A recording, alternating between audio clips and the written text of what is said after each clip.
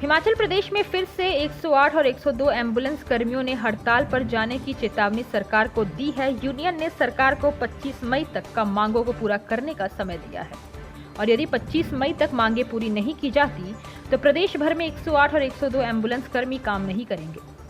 सोमवार को यूनियन द्वारा शिमला उपायुक्त को मांगों को लेकर ज्ञापन सौंपा है।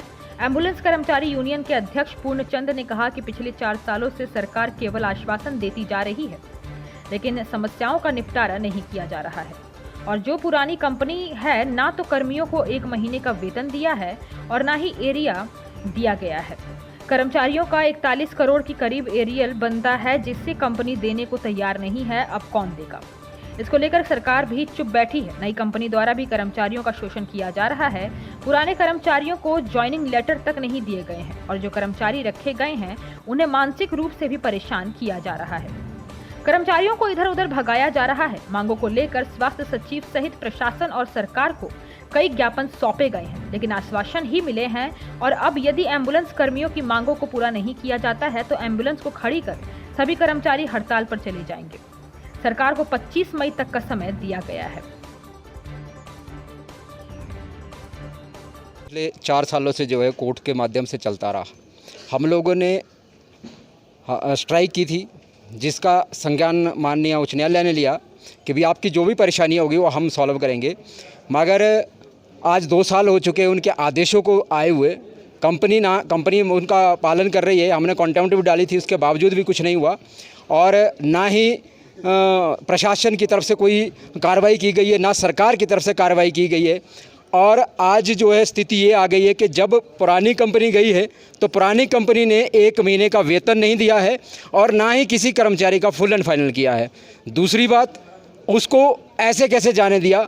आज जो कर्मचारी है वो 8 और 9 हज़ार रुपया उस वक्त वो कंपनी दे रही थी और हमारा जो एरियर उच्च न्यायालय के माध्यम से बना था वो 2015 से बना है और 41 करोड़ के करीब जो है वो बना हुआ है। मगर अभी ना तो सरकार उसको देने के लिए तैयार है और ना ही कंपनी दे रही है। उसके बाद अब जो नई कंपनी आई है, नई कंपनी ने तो शोषण के जो है वो सारे ही सीमाएं लांघ दी हुई है और यहाँ तक कि अभी रिसेंटली जो है 50 गाड़ियाँ नई आई है जिसमें से 3 गाड़ियाँ मौके पे ही जो है वो क्षतिग्रस्त हो जाती है। तो सोचने की बात है क्यों ऐसा हो रहा है।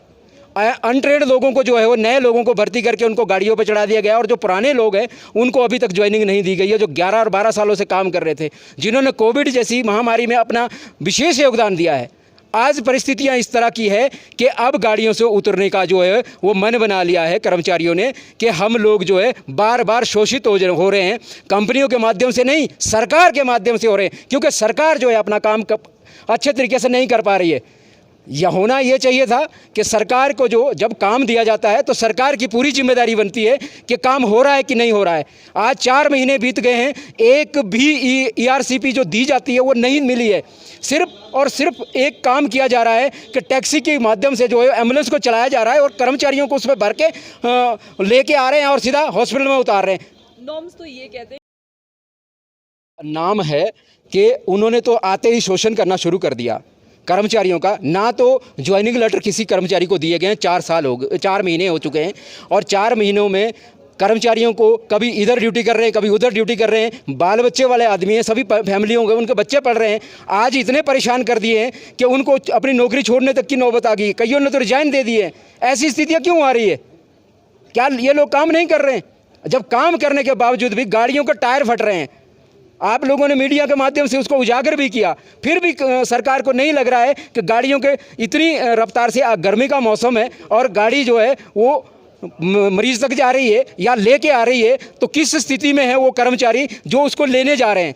तो आज की स्थिति ये है कि आज माननीय उपायुक्त महोदय से मिलेंगे और ये पहले भी संज्ञान है उनके संज्ञान में पहले भी ये बात है और उस वक्त जो है स्वास्थ्य सचिव महोदय से हमारी मीटिंग इन्हीं के माध्यम से करवाई गई थी। उस वक्त भी ये आश्वासन मिला था हमारे को कि आपकी जो भी मांग है पूरी कर दी जाएगी। मगर वो 2020 से लेकर के आज तक जो है कोई मांग पूरी नहीं हुई और आज भी हम उसी स्थिति में खड़े हैं। पिछले 4.5 साल से जैसे थे वैसे के वैसे ही सिर्फ चलते जा रहे हैं और हर बार यही आश्वासन के माध्यम से जो है हमारा जो कर्मचारी वो परेशान हो रहा है।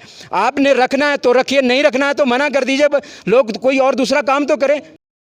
से उतर जाएंगे, क्योंकि गाड़ी चलाने की हमारी अब इच्छा नहीं है, क्योंकि हम समाज सेवा वैसे कर सकते हैं मगर एक जो सरकार पैसा दे रही है उसके नाम पे समाज सेवा नहीं होगी जी।